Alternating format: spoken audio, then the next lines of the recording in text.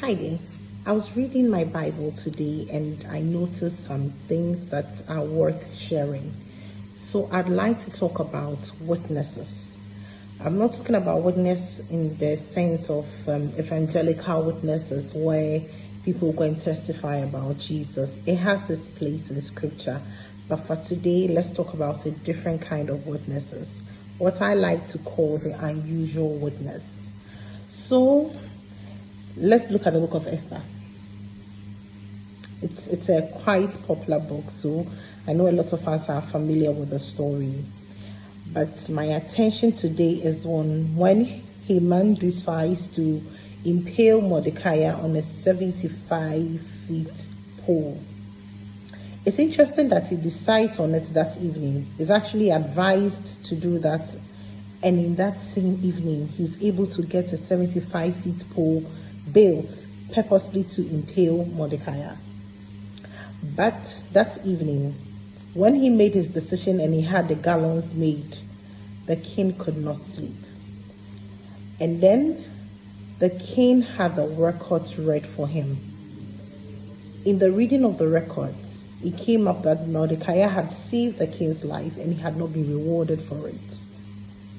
The reason Haman was unable to impale Mordecai on the impressive 75-foot pole is because there was a witness with the king that evening, an unlikely witness.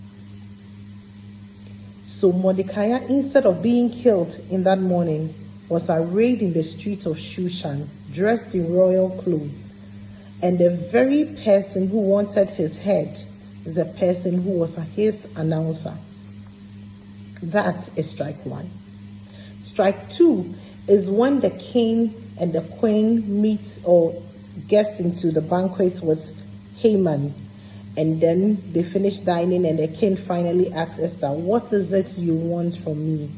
And Esther goes on to tell him, "Oh king, they want to kill me and my people." The king gets enraged, dashed out. Haman sees that his life is at stake and begins to beg. And even his begging was misconstrued. And the king says, "You want to harass the queen in front of me?" And then he gets impaled on the very same 75-foot pole he had intended to impale Mordecai. How did the king arrive at that judgment? Is because there was a second witness in that room. The king's eunuch, Habona. He rose up to say that Haman had this pole built to impale Mordecai, and he added the line, "the one who saved the king's life." See, the world is scattered with unlikely witnesses. The world is scattered with unlikely witnesses.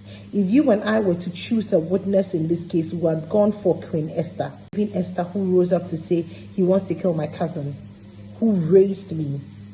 No, it was the records reader and the king's eunuch, Habona.